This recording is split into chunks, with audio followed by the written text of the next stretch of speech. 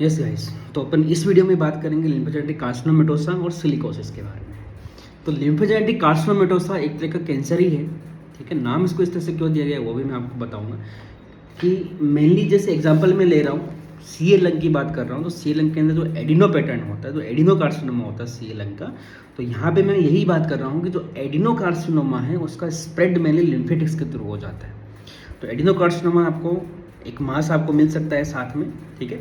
मास के साथ में आपको एक्सरे की बात कर रहा हूँ, मैं भी सिटी पे नहीं जा रहा हूँ, यहाँ पे अगेन सिटी से ही डायग्नोसिस काम में लिया जाता है। तो यहाँ पे रेटिकुलर पैटर्न होता है, ठीक, लेकिन साथ में मास भी आपको मिल सकता है। तो पेशेंट आपके पास प्रेजेंट होगा कैसे, क्रोनिक स्मोकर पेशेंट होगा, चेस्ट पेन हो सकता है, क्लबिंग साथ में आपको मिल सकती है। तो secondary to any type of adenocarcinoma, मैं नहीं बोल रहा कि खाली लंग कार्सिनोमा में होगा, तो लंग एडिनो कार्सिनोमा में हो सकता है, मास आपको मिल सकता है।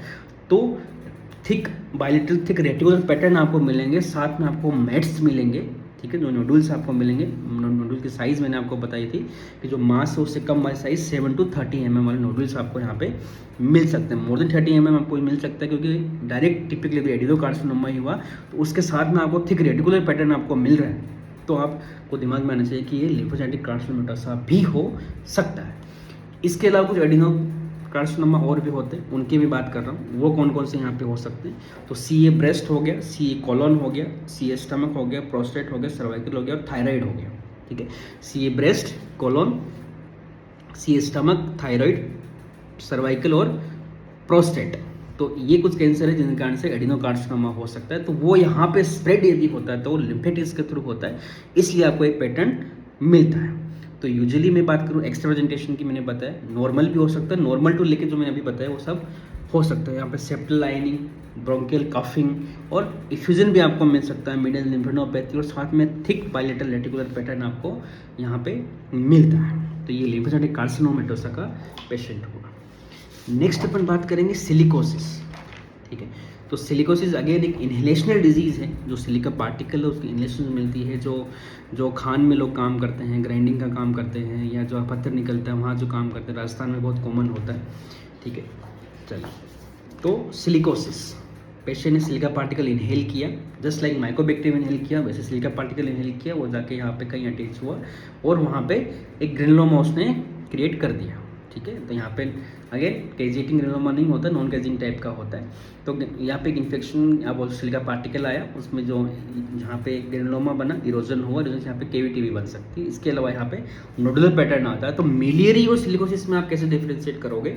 मेरी नोडुल मेनली अपर लोब से स्टार्ट होता है, सिलिकोसिस भी अपर लोब से ही स्टार्ट होता है, अपर लोब मिड लोब होता है ना, सिलिकोसिस मिड लोब। लेकिन अब साइज एंड अटेन्यूएशन, ये दो चीज़ ध्यान रखनी है। साइज़ की बात करूँ तो 1 to 3 mm साइज यदि आपको दिख रही है, अटेन्यूएशन लो है, मतलब आपको आंखों को स्ट्रेन करना पड़ रहा है देखने के लिए, तो वो मिलियरी पैटर्न होता है, मतलब ट्यूबरक्लोसिस का मिलियरी स्प्रेड हुआ, सेकेंडरी ट्यूबरक्लोसिस की मैं बात कर रहा हूँ।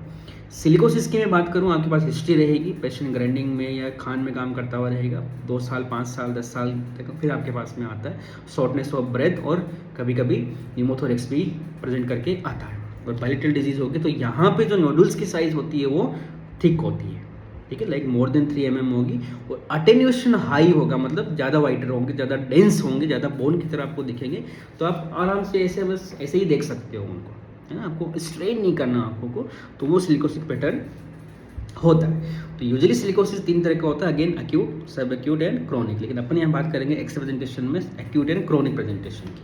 तो एक्यूट की मैं बात करूँ, एक्यूट प्रेजेंटेशन की बात करूँ तो बायलेटरल लार्ज, यहाँ पे लार्ज में इसलिए बोल रहा हूँ कि डिफ्यूज होता है, इसलिए मैंने लार्ज वर्ड यूज़ किया। तो डिफ्यूज, हमें बायलेटरल डिफ्यूज पैटर्न यहाँ पे मिलता है, मेनली अपर लोब, इसके अलावा मिड लोब और लोअर लोब में भी आपको मिल सकता है। साथ में पेरीहाइलर कंसोलिडेशन में आपको मिल सकते हैं, जीजीओस भी आपको मिल सकते हैं। तो बायलेटरल नोडुलर शैडोज आपको मिलती है एक्यूट स्टेज में, इतना ही होता है। क्रोनिक स्टेजेस की मैं बात करूँ तो पेशेंट क्रोनिक स्टेज मतलब मोर देन 10 ईयर से पेशेंट थान में काम कर रहा है, ठीक है। और अब यहाँ पे क्रोनिक स्टेज 2 तरह की होती है। जो most common type chronic stage में पेशेंट प्रेजेंट होता है, मोस्ट कॉमन टाइप उसमें होती है सिंपल क्रोनिक, ठीक है। तो क्रोनिक पे 2 तरह से डिवाइड किया है मैंने, क्रोनिक सिंपल और क्रोनिक कॉम्प्लिकेटेड टाइप। तो क्रोनिक सिंपल में क्या होता है, बायलेटरल डेंस नोडुल होंगे जो इजीली आइडेंटिफाइबल, मैंने बोला था कि इजीली आप उसको आइडेंटिफाई कर सकते हो। Bilaterally well defined uniform shape attenuation होगा। 1 to 10 mm मैंने बोला था कि यहाँ पे 1 to 3 mm, या बोल दो आप ऐसा डायरेक्ट अच्छे से याद भी रखना चाहते हो तो आप मोर देन 3 mm बोल सकते हो। तो यहाँ पे 10 mm तक भी उनका डायमीटर हो सकता है, ठीक है। और यहाँ पे यूनिलेटरल हो सकता है, बायलेटरल भी हो सकता है, कोई जरूरी नहीं है बायलेटरल भी हो। जो डायमीटर नोड्स की बात कर रहा हूँ क्योंकि वो यूनिलेटरल हो सकता है, क्योंकि जो पहले सिलिकोटिक नोडल होंगे वो थिन होते हैं, 10 mm तक नहीं जाते। 10 mm तक जा रहा है तो मैं मतलब आपका वो PMF डेवलप हो गया। PMF क्या होता है? Progressive massive fibrosis, progressive massive fibrosis, जो मेनली वो अब यहाँ पे कॉम्प्लिकेटेड सिलिकोसिस में अपन घुस रहे हैं, क्योंकि PMF मेनली जो है वो कॉम्प्लिकेटेड सिलिकोसिस में मिलते हैं। तो यहाँ पे आपको नोडल्स मिलेंगे और बायलेटरल एक्सेल कैल्सिफिकेशन मिलेगा। तो ये आपका क्रोनिक स्टेज है लेकिन सिंपल है अभी, ठीक है। तो बायलेटरल सिंपल, यहाँ पे एक्सेल कैल्सिफिकेशन होता है, यहाँ पे DD बनता है सार्कोइडोसिस। सार्कोइडोसिस भी ऐसे ही प्रेजेंट करता है। तो थोड़ा आपको हिस्ट्री हमेशा आपकी स्ट्रॉन्ग होनी चाहिए पल्मोनरी मेडिसिन के अंदर, देखना हिस्ट्री के साथ, क्योंकि एक ही अलग है, बहुत सारे डिसीज है, मैं तो ये बोलूँगा। तो हिस्ट्री आपकी स्ट्रॉन्ग होनी चाहिए। नेक्स्ट मैं बात करूँ कॉम्प्लिकेटेड सिलिकोसिस की। तो कॉम्प्लिकेटेड क्रोनिक कॉम्प्लिकेटेड सिलिकोसिस की मैं बात कर रहा हूँ, तो यहाँ पे मेनली आपको PMF मिलते हैं और कॉन्ग्लोमेरेटेड सिलिकोसिस भी इसको बोला जाता है। तो PMF क्या होता है? प्रोग्रेसिव मैसिव फाइब्रोसिस, जो आपके नोडुल्स है जो 10 mm तक पहुँच गए और वो आपस में फिर कॉन्ग्लोमेरेट कर जाते हैं, आपस में जुड़ जाते हैं और एक पूरा ही ऐसा लगता है कि पूरा ही एक व्हाइट आउट या बोल सकते हैं कंसोलिडेशन की तरह प्रेजेंट होती है, लेकिन वो कंसोलिडेशन नहीं होता। कितना भी एंटीबायोटिक देते हो वो नहीं जाता, वो वैसे ही रहेगा, ठीक है। एंटीबायोटिक से वो क्लियर नहीं होता है। तो लार्ज सिमेट्रिकल बायलेटरल ओपेसिटीज होती है 1 सेंटीमीटर या उससे बड़ा, मतलब 10 mm या उससे भी बड़ा हो गया, क्योंकि वो आपस में मर्ज कर गए। और मेनली मिड जोन के अंदर यहाँ पे मिलता है, मेनली हाइलम के आसपास आपको ये मिलेगा। अब एक क्वेश्चन आपका यहाँ पे बनता है कि सिलिकोसिस पेशेंट में TB हो गई है, कैसे पता करें? तो इसमें भी एक्सरे में ही किया जाता है। तो जब पेशेंट आपके पास में कुछ दिनों बाद में आया, प्रोड्रोमल सिम्टम ट्यूबरकुलोसिस के साथ में आया, वेट लॉस है, ठीक है, भूख नहीं लग रही है, फीवर आ रहा है, चेस्ट पेन है, खांसी है, लंबी खांसी हो गई है, ठीक है, ये सब आ रहा है और साथ में आपको न्यू डेंसिटीज मिल रही है, तो मतलब आप सोच सकते हो इट कैन बी ट्यूबरकुलोसिस। तो पहला मैंने बोला न्यू डेंसिटीज, दूसरा मैंने बोला न्यू कैविटेशंस। कैविटेशन सिलिकोसिस में हो सकता है, मैं नहीं बोला थिन वॉल कैविटीज हो सकते हैं, लेकिन यूजुअली सिलिकोसिस प्योर है तो नहीं होगी। साथ में TB भी हुआ था पहले तो हो सकते हैं, लेकिन अब दोबारा नई कैविटी आपको मिल रही है, मतलब नया इन्फेक्शन हो गया।